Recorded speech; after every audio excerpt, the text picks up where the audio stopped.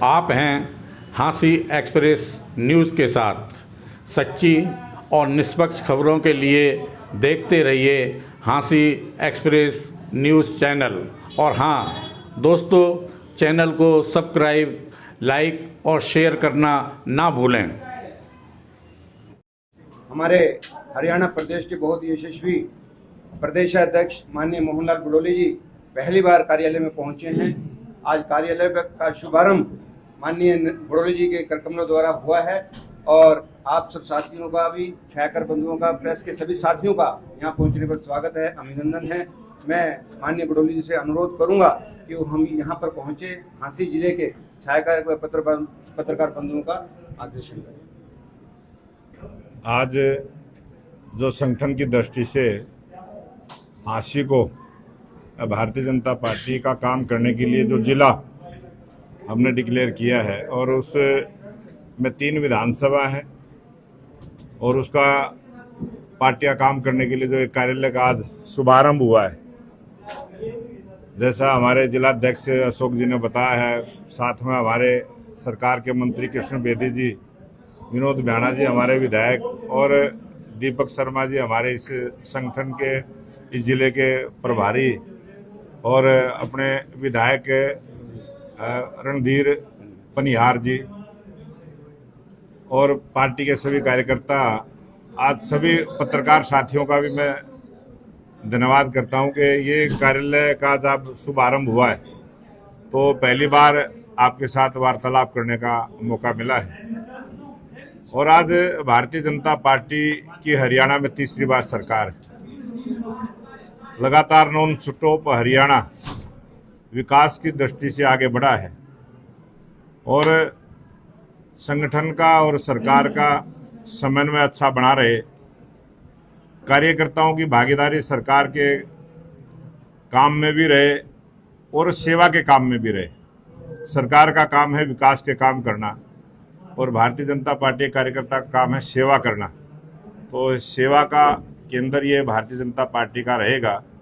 और यहाँ इस जिले की तीनों विधानसभाओं के आम जनता की बात को हमारे कोई न कोई पदाधिकारी, हमारा पार्टी के जनप्रतिनिधि नियमित रूप से यहाँ बैठेंगे और कार्यालय का जो काम है उसको सुचारू रूप से करने का काम करेंगे।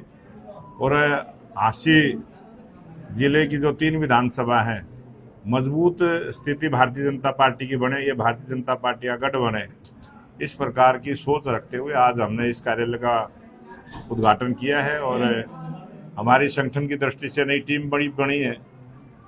मैं नई टीम को भी बहुत बहुत बधाई और शुभकामना देता हूं। धन्यवाद। जी, बीपीएल कार्ड काटे जा रहे हैं, इस पर आपका क्या कहना है? जबकि विपक्ष ने मुद्दा बनाया।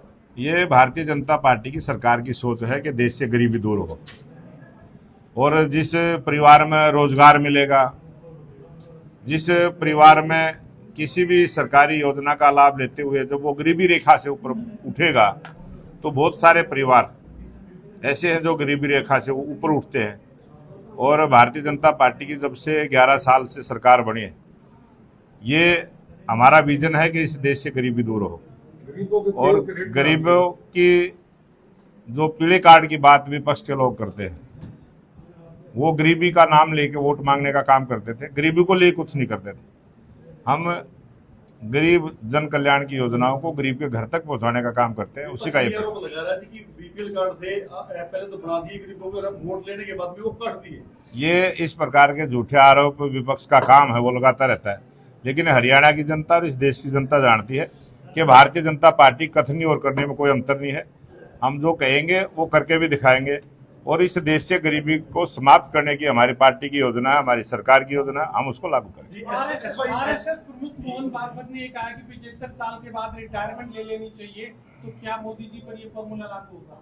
ये आज का विषय नहीं है। और जो मोहन भागवत जी ने जो बात कही है, उन्होंने कोई मोदी जी का नाम लेके नहीं कही है, उसको जोड़ने का काम कुछ लोग कर रहे हैं।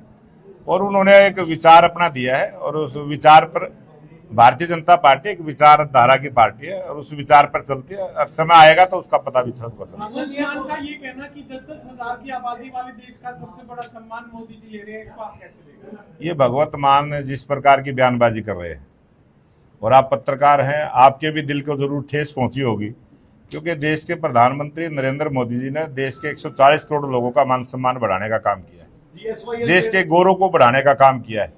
और वो जहां भी जाते हैं, वो लाल किले से भी बोलते हैं, वो हर आयोजन में बोलते हैं कि जब प्रधानमंत्री का सम्मान होता है तो देश के 140 करोड़ लोगों का सम्मान होता है।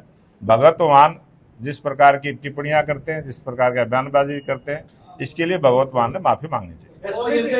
बड़ोली जी एक केंद्रीय मंत्री हरियाणा के से एक स्टेट मिनिस्टर, कैबिनेट मिनिस्टर, दोनों ही पिता पुत्री एक पर्टिकुलर क्षेत्र के और एक कांग्रेस विधायक को लेकर डिनर करवाते हैं, और उस डिप्लोमेसी के ऊपर विपक्ष भी बड़ा कूद रहा है और आपके विधायक भी उसके ऊपर यानी काफी टीका टिप्पणी कर रहे हैं। हाँ। क्या ऐसी डिनर डिप्लोमेसी होनी चाहिए? क्या कोई अदरवाइज तो नहीं है, इसके पीछे क्या मंशा हो सकती है? ये तो होनी चाहिए, तो अच्छी बात है कि होनी चाहिए, और आगे भी होंगी। कोई ऐसी कोई नई बात नहीं है, पहले भी होती रही है। और अपने क्षेत्र के विधायकों के साथ बैठक करना, और उनके घर का मुहूर्त था, उनको चंडीगढ़ में जो निवास स्थान मिला है वहां पे बुलाया था, उसमें तो कांग्रेस का विधायक भी था, और उसमें कोई बहुत बड़ा आयोजन नहीं था। वो जो नजदीक के लोग थे, उनके जो रोज संपर्क रहता, उन विधायकों को बुला के और वो भोजन किया है। ना कोई भारतीय जनता पार्टी की सरकार पर ना कोई प्रेशर है, ना किसी की ऐसी सोच है। सर, विधानसभा चुनाव में कांग्रेस के लिए वोट मांगने वाले नेताओं के पास भाजपा पार्टी के नेता जा रहे हैं, उसके बारे में क्या? वो जाने आने में कौन किसको रोकता है, उनको आते जाते रहना चाहिए। पद भी दिए गए हैं सर, कई ऐसे भी हैं जो जिला कार्यालय विस्तार किया है। इसमें भारतीय जनता पार्टी में जो आ गया है वो भारतीय जनता पार्टी का हो गया है। शुरुआत में अब कोई दूसरी पार्टी से पार्टी में आया है तो जिस दिन वो आया उस दिन से वो पार्टी का हो गया है। शुरुआत में आपने कहा था कि कांग्रेस के कई विधायक